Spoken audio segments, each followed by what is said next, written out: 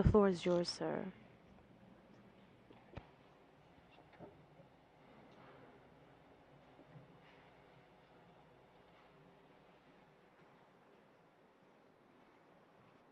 Thank you.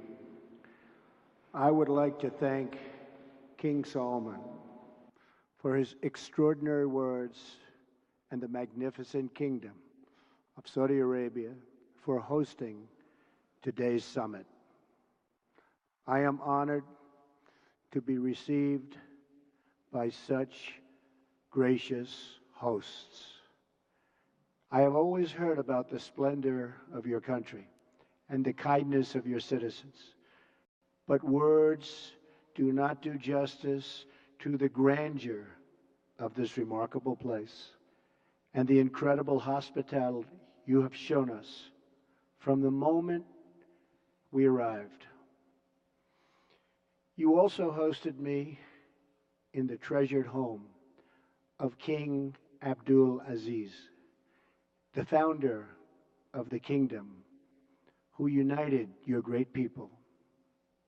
Working alongside of another beloved leader, American President Franklin Roosevelt, King Abdul Aziz began the enduring partnership between our two countries. King Solomon, your father would be very, very proud to see that you are continuing his legacy. And just as he opened the first chapter of our partnership, today we begin a new chapter that will bring lasting benefits to all of our citizens.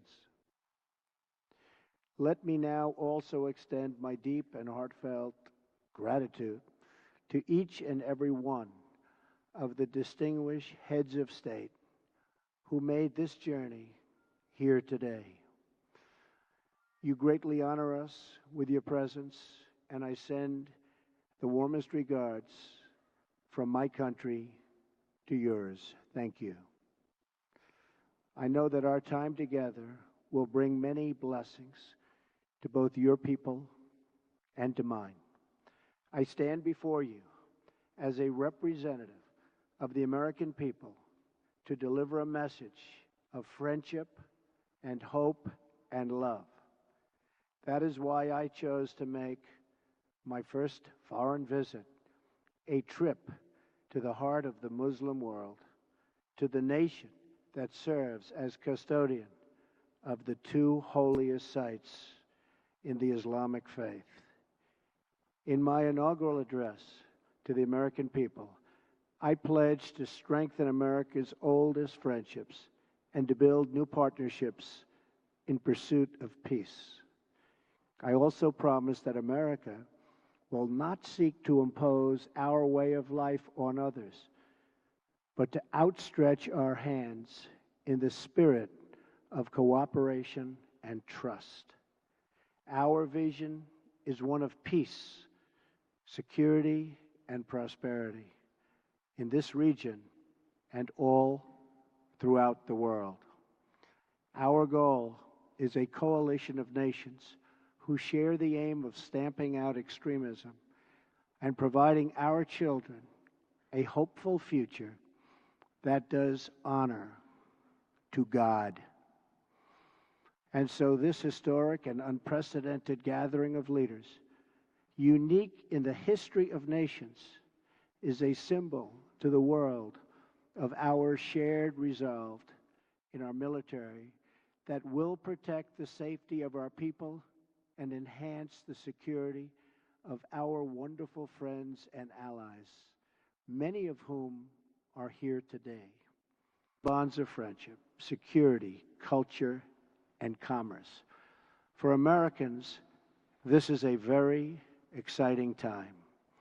A new spirit of optimism is sweeping our country.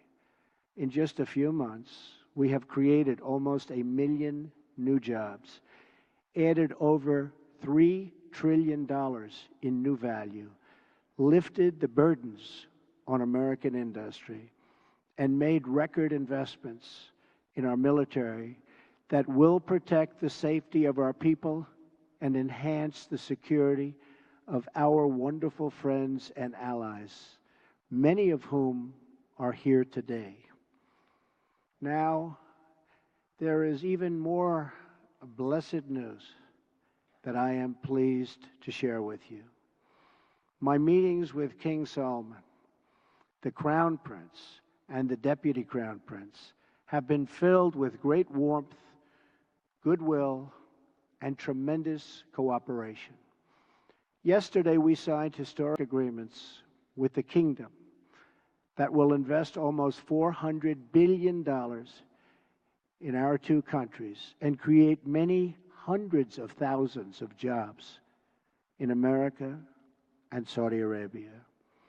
This landmark agreement includes the announcement of a $110 billion Saudi-funded defense purchase, and we will be sure to help our Saudi friends to get a good deal from our great American defense companies, the greatest anywhere in the world. This agreement will help the Saudi military to take a far greater role in security and operations having to do with security. We have also started discussions with many of the countries present today on strengthening partnerships and forming new ones to advance security and stability across the Middle East and far beyond. Later today, we will make history again with the opening of the new Global Center for Combating Extremist Ideology, located right here in this central part of the Islamic world. This groundbreaking new center represents a clear declaration that Muslim-majority countries must take the lead in combating radicalization, and I want to express our gratitude to King Solomon for his strong demonstration and his absolutely incredible and powerful leadership. I have had the pleasure of welcoming several of the leaders present today to the White House, and I look forward to working with all of you. America is a sovereign nation, and our first priority is always the safety and security of our citizens. We are not here to lecture. We are not here to tell other people how to live, what to do, who to be, or how to worship. Instead, we are here to offer partnership based on shared interests and values to pursue a better future السعي إلى مستقبل أفضل لكلنا. فهنا في هذه القمة سوف نناقش المصالح كثيرة نتشارك. But above all, we must be united in pursuing the one goal that transcends every other consideration. That goal is to meet history's great test, to conquer extremism and vanquish the forces that terrorism brings with it every single time. Young Muslim boys and girls should be able to grow up free from fear, safe from violence, and innocent of hatred. When young Muslim men and women should have the chance to build a new era of prosperity for themselves, it has to be done, and we have to let them do it. With God's help, this summit will mark the beginning of the end for those who practice terror and spread its vile creed. At the same time, we pray this special gathering may someday be remembered as the beginning of peace in the Middle East, and maybe even all over the world. But this future can only be achieved through defeating terrorism and the ideology that drives it. Few nations have been spared the violent reach of terrorism. America has suffered repeated barbaric attacks, from the atrocities of September 11th to the devastation of the Boston bombings to the horrible killings in San Bernardino and Orlando. The nations of Europe have also endured unspeakable horror. So too have the nations of Africa and South America.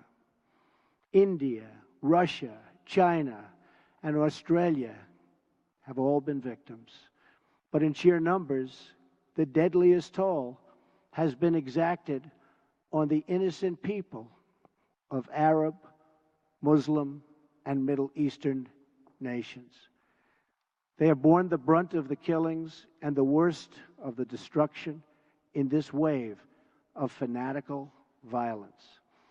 Some estimates hold that more than 95% of the victims of terrorism are themselves Muslim. We now face a humanitarian and security disaster in this region that is spreading across the planet. It is a tragedy of epic proportions. No description of the suffering and depravity can begin to capture its full measure. The true control of ISIS, if you look at what's happening, Al-Qaeda, Hezbollah, Hamas, and so many others, must be counted not only in the number of dead, it also must be counted in generations of vanished dreams. The Middle East is rich with natural beauty, vibrant cultures, and massive amounts of historic treasures. It should increasingly become one of the great global centers of commerce and opportunity. This region should not be a place from which refugees flee, but to which newcomers flock. Saudi Arabia is home to the holiest sites in one of the world's great faiths. Each year, millions of Muslims come from around the world to Saudi Arabia to take part in the Hajj. In addition to ancient wonders, this country is also home to modern ones, including soaring achievements in architecture. Egypt was a thriving center of learning and achievement thousands of years before other parts of the world. The wonders of Giza, Luxor, and Alexandria are proud monuments to that ancient heritage. All over the world, people dream of walking through the ruins of Petra in Jordan. Iraq was the cradle of civilization and is a land of natural beauty. And the United Arab Emirates has reached incredible heights with glass and steel and turned earth and water into spectacular works of art. The entire region is at the center of the key shipping lanes of the Suez Canal, the Red Sea, and the Straits of Hormuz. The potential of this region has never, ever been greater. 65% of its population is under the age of 30. Like all young men and women, they seek great futures to build, great national projects to join, and a place for their families to call home. But this untapped potential, this tremendous cause of optimism, is held at bay by bloodshed and terror. There can be no coexistence with this violence. There can be no tolerating it, no accepting it, no excusing it, and no ignoring it. Every time a terrorist murders an innocent person and falsely invokes the name of God, it should be an insult to every person of faith. Terrorists do not worship God. They worship death. If we do not act against this organized terror, then we know what will happen and what will be the end result. Terrorism's devastation of life will continue to spread. Peaceful societies will become engulfed by violence, and the futures of many generations will be sadly squandered. If we do not stand in uniform condemnation of this killing, then not only will we be judged by our people, not only will we be judged by history, but we will be judged by God. This is not a battle between different faiths, different sects, or different civilizations. This is a battle between barbaric criminals who seek to obliterate human life and decent people, all in the name of religion. People that want to protect life and want to protect their religion. This is a battle between good and evil. When we see the scenes of destruction in the wake of terror, we see no signs that those murdered were Jewish or Christian, Shia or Sunni. When we look upon the strains of innocent blood soaked into the ancient ground, we cannot see the faith or sect or tribe of the victims. We see only that they were children of God whose deaths are an insult to all that is holy. But we can only overcome this evil if the forces of good are united and strong, and if everyone in this room does their fair share and fulfills their part of the burden. Terrorism has spread all across the world, but the path to peace begins right here on this ancient soil in this sacred land. America is prepared to stand with you in pursuit of shared interests and common security. But the nations of the Middle East cannot wait for American power to crush this enemy for them. The nations of the Middle East will have to decide what kind of future they want for themselves, for their country, and frankly, for their families and for their children. It's a choice between two futures, and it is a choice America cannot make for you. A better future is only possible if your nations drive out the terrorists and drive out the extremists. Drive them out. Drive them out of your places of worship. Drive them out of your communities. Drive them out of your holy land. And drive them out of this earth. For our part, America is committed to adjusting our strategies to meet evolving threats and new facts.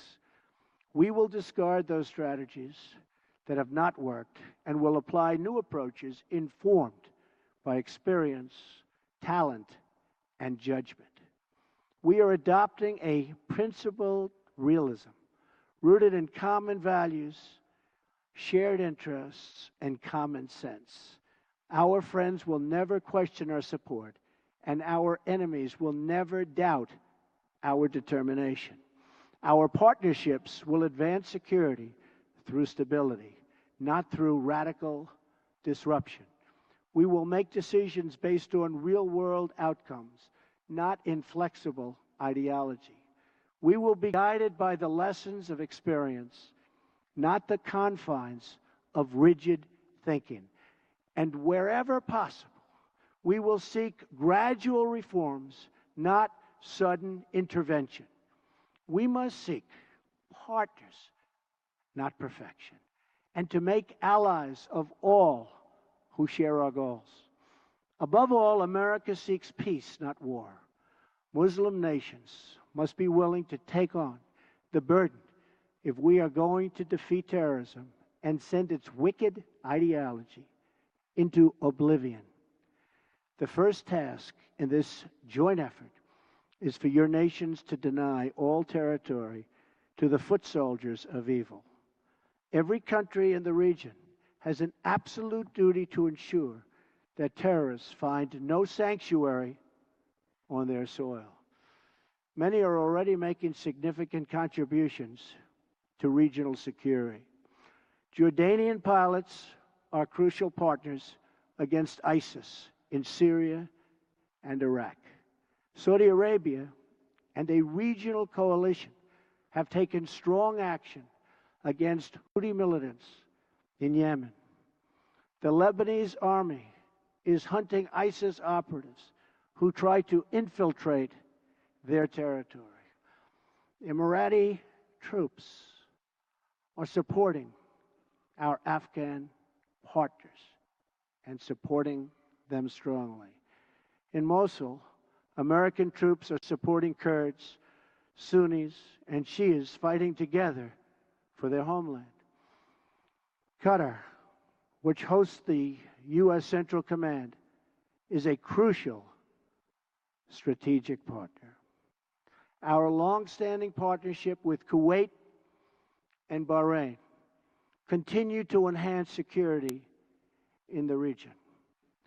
Our courageous Afghan soldiers are making tremendous sacrifices in the fight against the Taliban and others in the fight for their country. As we deny terrorist organization control of territory and populations, we must also strip them of their access to funds. We must cut off the financial channels that let ISIS sell oil, let extremists pay their fighters, and help terrorists smuggle their reinforcements. I am proud to announce that the nations here today will be signing an agreement to prevent the financing of terrorism, called the Terrorist Financing Targeting Center, co-chaired by the United States and Saudi Arabia, and joined by every member of the Gulf Cooperation Council. It is another historic step in a day that will be long remembered. I also applaud the Gulf Cooperation Council for blocking funders from using their countries as a financial base for terror, and for designating Hezbollah as a terrorist organization, which they certainly are, last year. Saudi Arabia also joined us this week in placing sanctions on one of the most senior leaders of Hezbollah. Of course, there is still much work to be done. That means honestly confronting the crisis of Islamic extremism and the Islamicists and Islamic terror of all kinds. We must stop what they're doing to inspire, because they do nothing to inspire but kill. And we are having a very profound effect if you look at what's happened recently. And it means standing together against the murder of innocent Muslims, the oppression of women, the persecution of Jews, and the slaughter of Christians. Religious leaders must make this absolutely clear. Barbarism will deliver you no glory. Piety to evil will bring you no dignity. If you choose the path of terror, your life will be empty, your life will be brief, and your soul will be fully condemned. And political leaders must speak out to affirm the same idea. Heroes don't kill innocents, they save them. Many nations here today have taken important steps to raise up that message. Saudi Arabia's vision for 2030 is an important and encouraging statement of tolerance, respect, empowering women, and economic development. The United Arab Emirates has also engaged in the battle for the hearts and souls, and with the United States launched a center to counter the online spread of hate. Bahrain, too, is working to undermine recruitment and radicalism. I also applaud Jordan, Turkey, and Lebanon for their role in hosting refugees. The surge of migrants and refugees living so poorly that they're forced to leave the Middle East depletes the human capital needed to build stable societies and economies. Instead of depriving this region of so much human potential, Middle Eastern countries can give young people hope for a brighter future in their home nations and regions.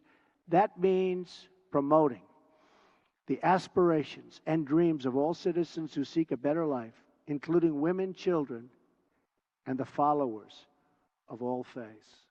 Numerous Arab and Islamic scholars have eloquently argued that protecting equality strengthens Arab and Muslim communities.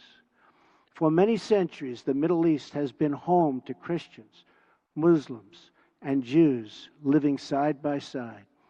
We must practice tolerance and respect for each other once again, and make this region a place where every man and woman, no matter their faith or ethnicity, can enjoy a life of dignity and hope. In that spirit, after concluding my visit in a fabulous place that we're at today, Riyadh, which I've gotten to know so well in so short a time, I will travel to Jerusalem and Bethlehem and then to the Vatican, visiting many of the holiest places in the three Abrahamic faiths. If these three faiths can join together in cooperation, then peace in this world is possible, including peace between Israelis and Palestinians. I will be meeting with both Israeli Prime Minister Benjamin Netanyahu and Palestinian President Abbas. Starving terrorists of their territory, of their funding, and the false allure of the craven ideology will be the basis for easily defeating them. But no discussion of stamping out this threat would be complete without mentioning the government that gives terrorists all three: safe harbor, financial backing, and the social standing needed for recruitment. It is a regime that is responsible for so much instability in that region. I am speaking, of course, of Iran.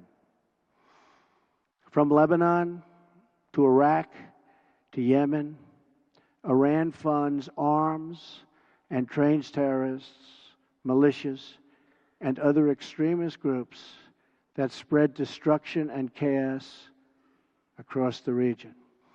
For decades, Iran has fueled the fires of sectarian conflict and terror. It is a government that speaks openly of mass murder, vowing the destruction of Israel, death to America, and ruin for many leaders and nations in this very room. Among Iran's most tragic and destabilizing interventions, you've seen it in Syria. Bolstered by Iran, Assad has committed unspeakable crimes, and the United States has taken firm action in response to the use of banned chemical weapons by the Assad regime, launching 59 missiles at the Syrian airbase from where that murderous attack originated. Responsible nations must work together to end the humanitarian crisis in Syria, eradicate ISIS, and restore stability to the region, and as quickly as possible. The Iranian regime's longest suffering victims are its own people. Iran has a rich history and culture, but the people of Iran have endured hardship and despair under their leaders' reckless pursuit of conflict and terror. Until the Iranian regime is willing to be a partner for peace, all nations of conscience must work together to isolate Iran, deny it, funding for terrorism, cannot do it, and pray for the day when the Iranian people have the just and righteous government they so richly deserve. The decisions we make will affect countless lives. King Solomon, I thank you for the creation of this great moment in history and for your massive investments in America and its industries and its jobs. I also thank you for investing in the future of this part of the world. The fertile region, and it is so fertile, has all of the ingredients for extraordinary success. A rich history and culture, a young and vibrant people, a thriving spirit of enterprise. But you can only unlock this future if the citizens of the Middle East are freed from extremism, terror, and violence. We in this room are the leaders of our peoples. They look to us for answers and for action. And when we look back at their faces, behind every pair of eyes is a soul that yearns for justice and yearns for peace. Today, billions of faces are now looking at us, waiting for us to act on the great question of our time. Will we be indifferent in the presence of evil? Will we protect our citizens from its violent ideology? Will we let its venom spread through our societies? Will we let it destroy the most holy sites on earth? If we do not confront this deadly terror, we know what the future will bring. More suffering, more death, and more despair. But if we act, if we leave this magnificent room unified and determined to do what it takes to destroy the terror that threatens the world, then there is no limit to the great future our citizens will have. The birthplace of civilization is waiting to begin a new renaissance. Just imagine what tomorrow could bring. Glorious wonders of science, art, medicine, and commerce to inspire mankind. Great cities built on the ruins of shattered towns. New jobs and industries that will lift up millions and millions of people. Parents who no longer worry for their children, their families, and who no longer mourn for their loved ones. And the faithful who finally worship without fear. These are the blessings of prosperity and peace.